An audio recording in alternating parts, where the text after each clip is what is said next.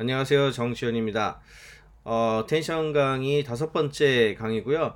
사실 좀 빨리빨리 올렸어야 되는데 제가 너무 바빠가지고 좀 시간이 좀 걸렸네요. 그래도 포기하지 않고 이거 구독해 주시고 좋아요 해 주시는 여러분들이 있어서 그래도 끝까지 가보겠습니다. 5번째 어텐션 강의는 Show, Attend and Tell이라는 부제를 달았고 되게 유명한 논문이죠. 지난 시간에 있었던 내용들, 어텐션이 이제 NLP에 처음 적용됐던 것에서 어떤 식으로 발전해 나가는지 여기에 초점을 많이 맞춰가지고 말씀을 드리겠습니다. 일단 지난 시간에 봤었던 되게 중요한 논문이죠. 어텐션이 이제 실제로 주목받게 됐었던 첫 번째 논문, Neural Machine Translation by Jointly Learning to Align and Translate. 이게 바다나우 그리고 이제 조경영 교수님 그리고 요시아 벤조의 논문이죠. 벌써 시간이 많이 지나서 요약하게 뭐 간단히 요약만 좀 하자면은 내용은 이제 결국에 이제 뉴럴 머신 트랜슬레이션 내용인데요. 이게 이제 들어가는 게 소스 센텐스 워드가 있고 그다음에 이제 번역돼서 나오는 워드가 있을 때 전에는 이게 이제 저 엔코더 디코더 이제 인코더 디코더 네트워크인데 이렇게 넘어갈 때 그냥 하나하나 그대로 할 수 있었겠지만 이거를 이제 여기 이제 바이디렉셔널 RNN을 여기 집어넣어 가지고요. 여기에 웨이트 각각의 이제 아웃풋하고의 비슷한 정도를 하나하나 전부 계산을 해가지고 모든 인풋 스테이트에 대한 그 컨비네이션을 계산을 해요. 그래서 이거를 이용을 해가지고 이제 가중치를 주는 거죠. 그래서 전에 이게 문제가 됐었던 거는 간단하게 그 지난 시간에 좀 더 자세하게 언급했었지만 기존의 인코더 디코더 네트워크가 이제 문장이 길어지면 아주 짧은 그 벡터 하나로 꾸겨 넣어야 되기 때문에 잃는 게 되게 많았잖아요. 그런 부분에서 조금이라도 더 그 뭐 의미 있는 것들에 가중치를 주기 위해서 어텐션 메커니즘을 적용한 케이스다. 이렇게 이해를 하시면 되겠습니다. 그래서 뭐 수식으로 가면 이제 이런 수식들이 나오게 되는데 요 수식이 사실은 show attendant 텔에도 나와요. 이걸 이제 soft attention이라고 우리가 부르게 되는데요. 지금까지 어떤 게 더 중요하다는 것들에 대한 것들 수치화를 해가지고 전부 다 더해서 이거 소프트맥스를 하게 되면 확률 형태로 떨어지게 되는데 그 확률로 이 녀석이 이 파트가 이 단어가 또는 이 지금 우리가 보고 있는 이미지가 이만큼 중요해라고 라는 거를 이제 집어넣을 수 있게 되죠. 예, 이게 핵심이 되겠습니다. 그래서 이 논문이 어텐션이라고 하는 메커니즘을 처음으로 썼다. 이제 그 내용이 이제 논문 내에도 좀 나오고 있죠. 그리고 이렇게 멋있게 그 어떤 것들이 더 이렇게 보여지는지 이런 걸 이제 매트릭스 형식으로 보여주는 것도 있었죠. 자, 그러면 이제 오늘 강의에서는 이렇게 지금 접근했었던 어텐션, NLP에서 어텐션이 처음 각광을 받기 시작을 했는데 이 어텐션이 그냥 공짜로 이루어지느냐, 큰 문제는 없냐, 이거에 대해서 먼저 잠깐 짚고 넘어가려고 합니다.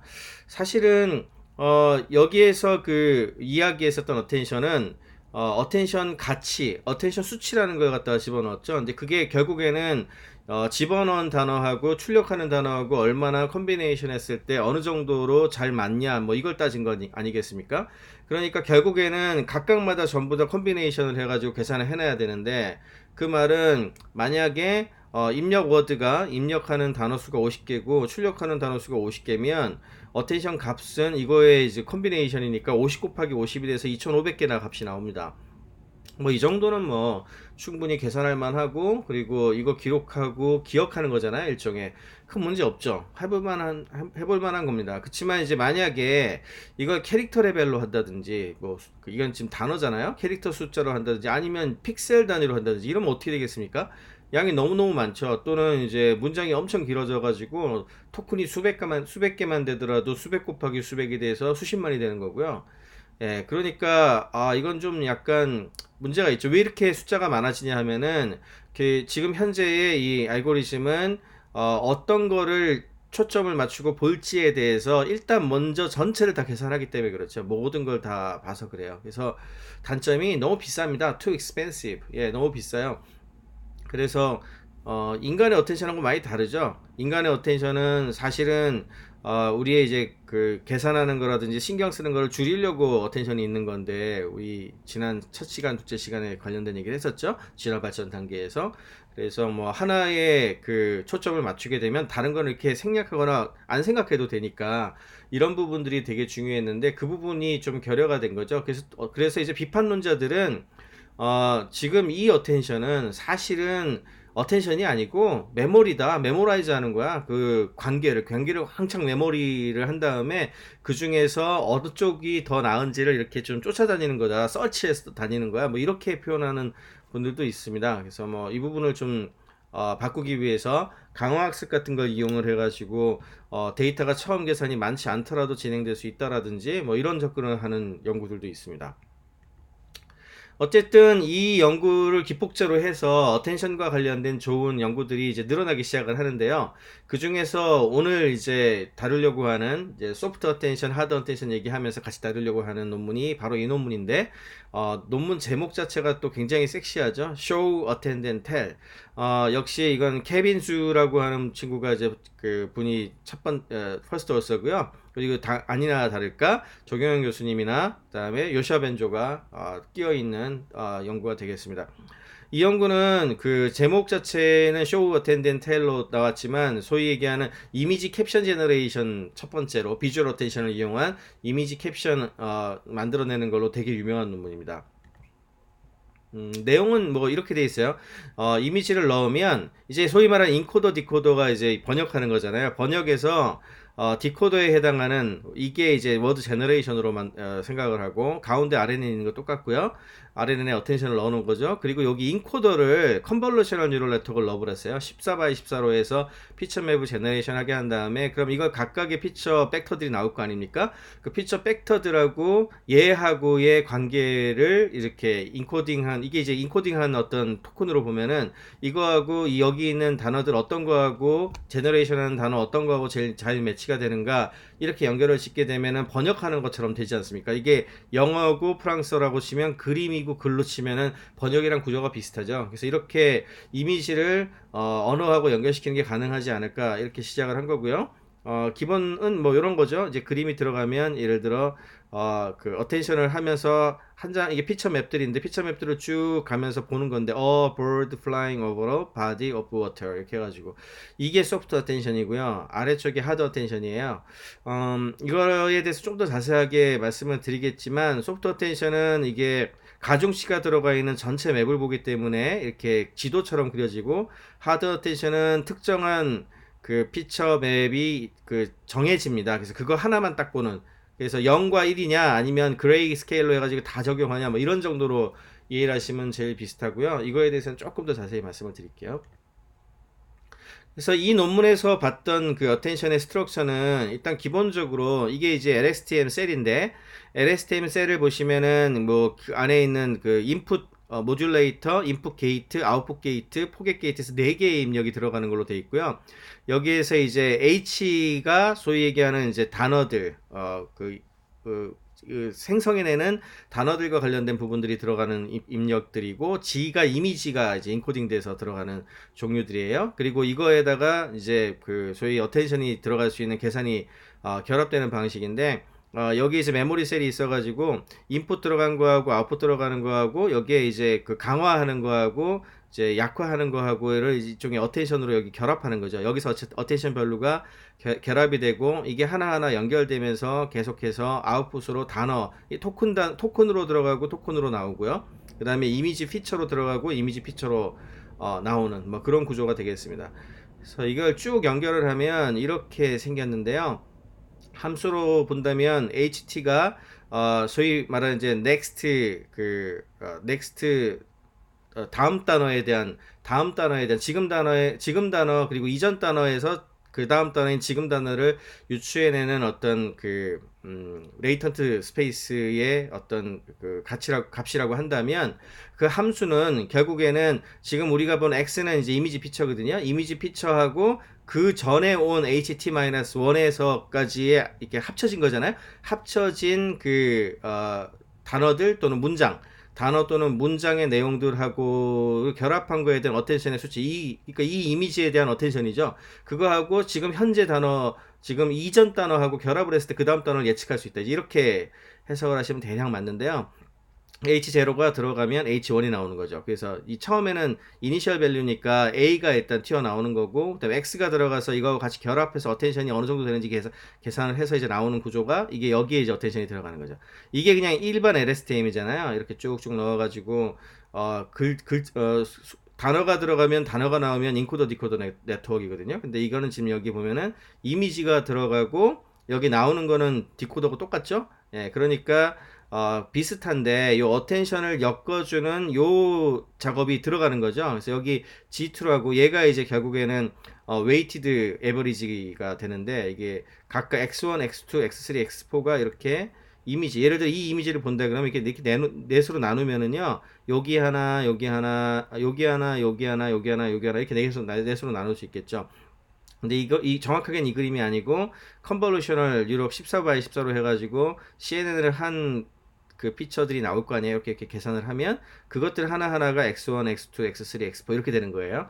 그럼 X1, X2, X3, X4에 대해서 이제 학습을 하게 되면 어텐션을 학습을 하게 되면 어떤 게 이 앞에 있었던 출력과의 이제 백 프로포게이션에서 이제 학습을 하게 되면 이 수치가 결정이 나거든요. 그러면 그 수치가 합쳐져서 G라고 하는 값으로 나와요. 그래서 이걸 이제 먹이는 이런 구조입니다.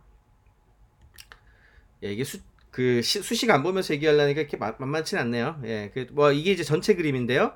그 CNN에서 결국에는 가지고 온 이게 14 by 14 피처 맵의 X1, X2 이렇게 쭉 나가는 거죠. 계속해서 늘어날 것이고요. 이건 전체 이미지를 이미지 한 장을 해석하는 그 전체 이미지를 쭉 볼 때까지 나오겠죠. 그리고 이것들을 같이 쭉 계산해 가지고 어텐션 밸류를 뽑아내고 이것들을 G1 이게 합쳐진 값으로 최종적으로 G1을 주면 이제 LSTM에서 이게 이제 결국에는 그 토큰하고 똑같은 꼴이 된 거죠. 예를 들어 영어로 치면 한국어로 치면 하나 뭐 사람 이런 식으로 그 각각을 쳐다본 녀석이 토큰으로 전환됐다 생각을 하시면 되고 그 다음부터는 인코더 디코더 네트워크이죠. 예, 똑같습니다. 그 다음에는 여기에서 이제 소프트하고 하드 어텐션이 나옵니다. 이 논문에서 요 파트, 요거를 계산하는 파트를 소프트 어텐션을 적용하기도 하고 하드 어텐션을 적용하기도 해서 이 두 가지가 다 이야기가 처음 나오기 시작을 했는데요. 소프트 어텐션은 다른 말로 디터미니스틱 어텐션, 그리고 하드 어텐션이 스토캐스틱 어텐션인데 언뜻 듣기에는 소프트가 더 스토캐스틱하게 이렇게 해야 될 것 같고 하드가 디터미니스틱하게 할 것 같잖아요. 그래서 사람들이 많이 헷갈려 하는 건데 실제로는 소프트 어텐션이 모든 피처를 다 계산을 합니다. 그렇기 때문에 디터미니스틱하다는 거고 그에 비해서 하드 어텐션은 이제 계산을 해가지고 이게 맞다라고 해서 마르코프 프로세스를 이용을 해가지고 결정을 하거든요. 그래서 샘플링을 해요. 그래서 그쪽이 스토캐스틱입니다. 그래서 소프트 어텐션은 뭐 이미지 X를 몽창 넣는 게 아니고 어텐션 값들을 전부 계산을 해가지고 이미지 피처를 웨이팅을 해가지고 다시 그래야 지금 이렇게 보시면 이 그림에서 보시면은 맨이라고 했을 땐 여기가 웨이티드 이미지 피처가 나오죠. 컨테이너는 이쪽이 웨이티드 이미지 피처가 좀 밝게 인터섹션은 이쪽이 좀 더 밝아졌죠. 그러니까 여기다라고 딱 찍는 게 아니고 전체적으로 이제 이 전체 그림을 다시 그리면은 여기에 조금 높고 여기가 좀 낮고 뭐 이런 식으로 이제 하이라이팅을 조금 다르게 한다 이런 느낌이죠. 이게 장점이 이 수식이 제가 수식을 이 강의에선 거의 다루지 않을 거라고 말씀드렸잖아요. 아주 기본적인 걸 제외하고는 제가 잘 못하기도 하고요. 그냥 전체 그림만 이해하면 된다고 보기 때문에 이게 이제 수식이 디퍼런시able 해요. 미분 가능해요. 그럼 미분 가능하면 이거 잘 아시겠지만 백 프로포게이션이 됩니다. 학습이 되게 쉽게 일어나기 때문에 이게 학습하기가 되게 좋고요. 다만 이제 얼마나 이게 정확하냐, 정확도는 사실은 이 보고 있는 어텐션의 에이리어가 얼마나 좋은 레프리젠테이션이야 그거에 따라 달려 있게 되겠죠. 그래서 이게 이제 소프트 어텐션이고요. 그림으로 이제 수식으로 보면은 결국엔 AI라고 하는 것이 각각의 XI, X라고 하는 이미지 피처들 하나하나가 있으면 그것들 각각에 대한 상대적인 확률입니다. 이게 결국에는 이 확률이기 때문에 이거 하나하나를 다 모으면 1이 되겠죠. 이 피처 보고 저 피처 보고 이 피처 보고 하면은 그 각각의 이미지 피처 X1, S2, X3, X4에 대해서 거기를 본 이미지 부분이 어느 정도 확률로 이 단어하고 연결돼 이렇게 얘기를 하는 거니까. 예, 그리고 G 값은 결국에는 웨이트, 그래서 그 각각의 확률 곱하기 그 이미지 피처의 값을 곱해서 이제 전부 더하게 되면 웨이티드 에버리지가 되잖아요. 그래서 웨이티드 에버리지 값으로 이제 토큰으로 대신하는 겁니다. 그래서 여기 보시는 것처럼 쭉 해서 이 F 값에 요걸 집어넣어서 계산을 쭉 한 다음에 G가 이게 소프트맥스로 해서 계산해서 G가 이제 나오는 구조예요. 이렇게.